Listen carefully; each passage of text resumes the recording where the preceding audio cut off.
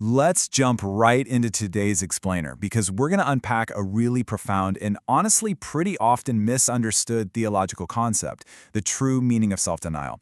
If you've ever heard the phrase, take up your cross, and kind of wondered what that practically looks like, way beyond just giving up chocolate for a month, well, you are definitely in the right place. We're going to break down the historical and biblical realities behind this radical call.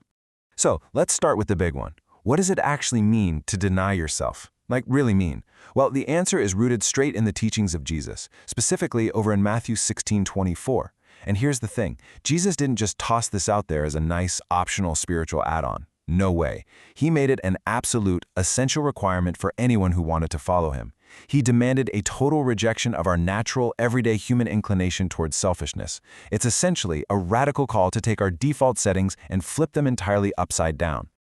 To really ground our understanding here, let's look at a solid academic baseline.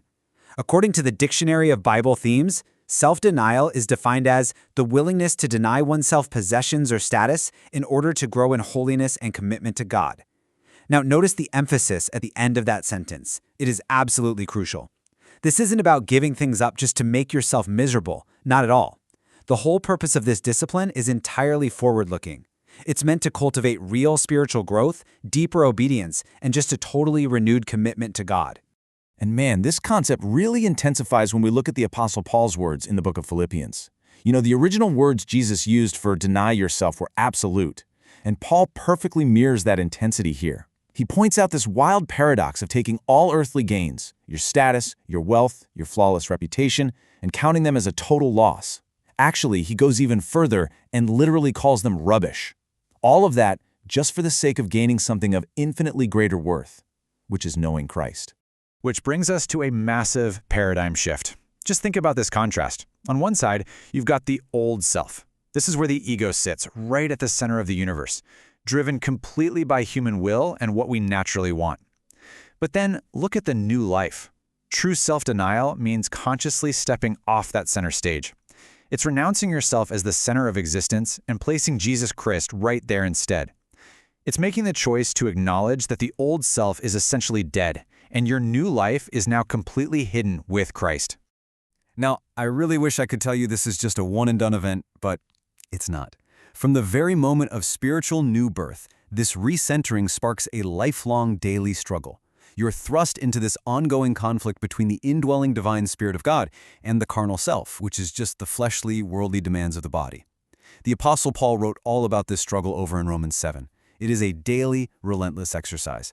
And honestly, this battle against worldly passions, it can only really be won by God's grace and the power of the Holy Spirit. Take a second to really let these words sink in. They're from Dietrich Bonhoeffer, the famous theologian who actively resisted the Nazi regime. He said, "When Christ calls a man, he bids him come and die." Wow. That is a heavy, incredibly powerful statement, right? But it perfectly captures the ultimate cost of discipleship. It vividly illustrates what it truly means to crucify the flesh.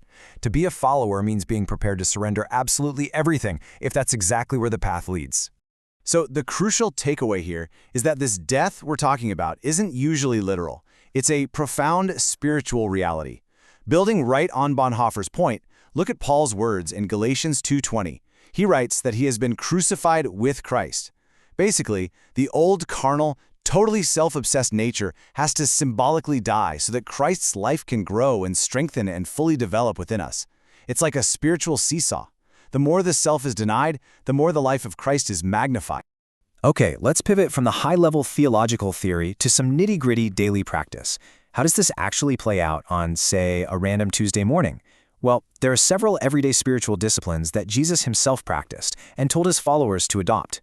We're talking about things like fasting, giving generously when people are in need, watching in prayer, which means actively sacrificing your own time and energy to seek God, and of course, living modestly.